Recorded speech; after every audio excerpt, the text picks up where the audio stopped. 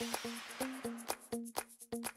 eu sou João Vitor Wrobleski, estudante de psicologia. Sejam todas e todos bem-vindos ao canal Filosofia da Psique. Olá pessoal, gostaria de começar agradecendo a todas e todos aí que vêm nos acompanhando, que são inscritos no canal, que vêm compartilhando os vídeos, comentando, clicando em gostei. O apreço de vocês é muito importante para nós, para a continuação desse trabalho. Gostaria de agradecer a todas e todos pelo carinho e hoje vamos falar um pouco a respeito de um tema bem emblemático da psicanálise que gera repulsa por parte de muitas pessoas. Por que que aquilo que eu nego aos gritos diz a meu respeito?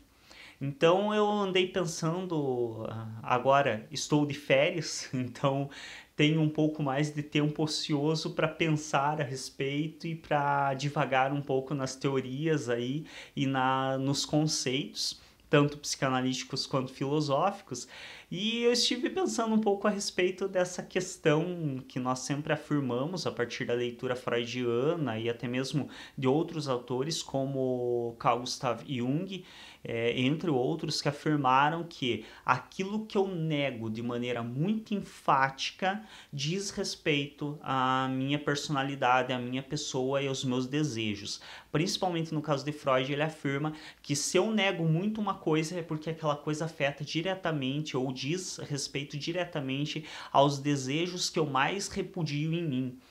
E aí eu fiquei pensando a respeito disso e imaginei a seguinte situação.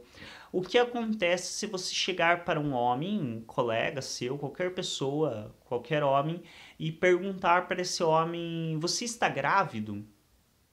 Existem três possíveis reações comuns à maioria dos homens, com exceção de alguns casos psíquicos específicos, pode ser alguma questão clínica, mas enfim, de maneira geral, a maioria dos homens vai reagir de três maneiras possíveis. Na primeira, um homem com uma mentalidade muito inovadora, muito atual e bem eu diria, bastante liberta, ele vai imaginar a seguinte hipótese, que você está fazendo essa pergunta supondo que ele e a companheira dele possam estar grávidos juntos de um filho, se esse homem é comprometido, tem uma companheira. De qualquer forma, nessa situação, o que ele vai te responder? Ou de maneira tranquila, não estamos grávidos, ou então ele vai te dizer, não, eu nem tenho uma pessoa, como que eu posso estar grávido com uma pessoa? A segunda interpretação, esse homem pode achar que você está tirando sarro da cara dele, que você está fazendo uma brincadeira, alguma referência à barriga dele, por exemplo, e ele vai entrar na brincadeira junto, vai zoar ou vai te mandar tomar naquele lugar. Mas de qualquer forma não vai ser uma reação muito exacerbada, porque ele vai achar que você está brincando, está tirando sarro. A terceira opção provável da maioria dos homens seria olhar para você e perguntar o que você fumou ou bebeu, que deve ser algo muito bom, muito forte para ter levado nessa pira. Por quê? Porque na primeira situação, que esse homem se reconhece, diz algo a respeito dele, mas é algo que não vai manifestar de maneira exacerbada, porque não é um desejo que ele repudie tanto. Talvez ele não queira, mas não é uma coisa que normalmente as pessoas repudiam de maneira tão enfática ter um filho. No caso do segundo, ele não se reconhece na pergunta literal, mas ele dá uma nova interpretação para ela e acaba respondendo de acordo com essa nova interpretação. No terceiro caso, que é o que mais nos interessa, por que o homem vai olhar para você e dizer do que você está falando? O que você bebeu? Porque ele não se reconhece nessa pergunta. Não faz sentido para ele, porque ele está ciente de que ele não tem os aparatos necessários para estar grávido, com exceção de uma nova interpretação que é dada de que o casal engravida juntos. Mas, em uma interpretação mais antiquada e literal, ele sabe que ele não tem útero, ele não tem como estar grávido. Então, ele não se reconhece nessa pergunta. E isso é importante nós entendermos, porque é exatamente essa a reação das pessoas na maioria das situações. Quando uma pessoa não se reconhece no que é dito, quando não faz sentido para ela, quando não diz respeito a ela não se reconhece. Então, de maneira geral, é aquele momento em que a pessoa para, te olha e diz do que você está falando, afinal de contas. O que você andou tomando? O que que você andou comendo? Você não deve estar bem. Porque ela não se reconhece naquela pergunta, ela não se reconhece naquela afirmação, ela não se reconhece naquela frase. Agora, se eu fizer essa mesma pergunta para uma mulher, a situação já vai ser um pouco diferente. Se eu perguntar para uma mulher, você está grávida? Ela no mínimo vai reagir de uma maneira provavelmente um pouco mais exacerbada do que o homem. Porque, em primeiro lugar, ela se reconhece muito mais facilmente nessa afirmação. Porque ela sabe que ela tem os aparatos para isso, ela tem condição de estar grávida em todos os sentidos e interpretações possíveis dessa pergunta.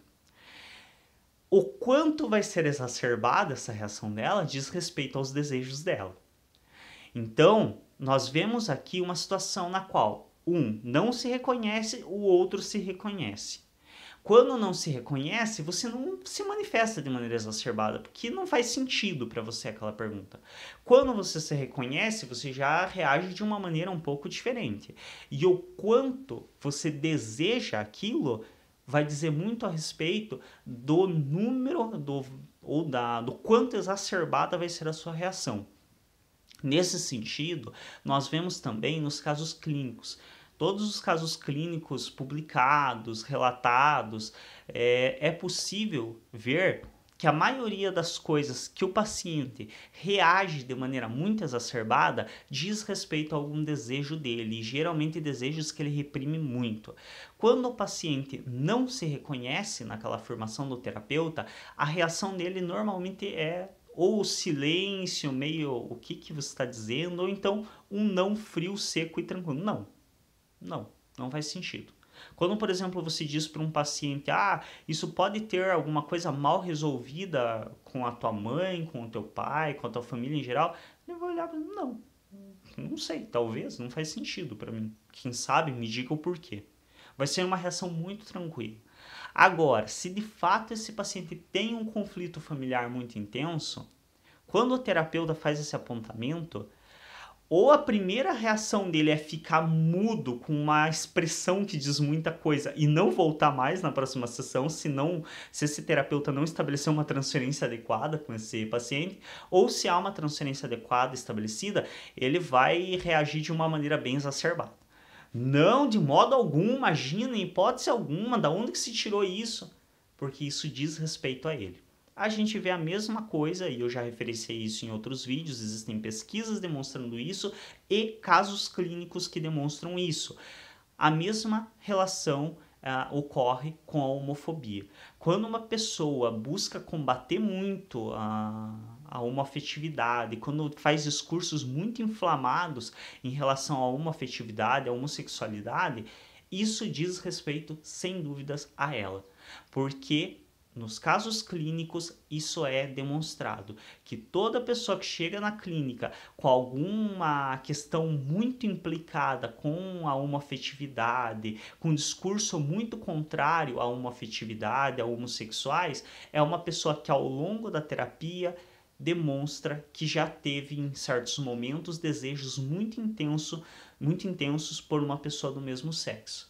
Então, ao longo da terapia, normalmente essa pessoa ela manifesta com o seu terapeuta, em relação a ele, questões que ela já teve de desejos por pessoas do mesmo sexo. E isso leva, esse desejo que ela tem e não aceita nela, leva ela a tentar combater isso nos outros. A afirmação de Sigmund Freud, a afirmação de Carl Gustav Jung e a afirmação de vários outros terapeutas de outras linhas teóricas que também encontraram isso em seus pacientes.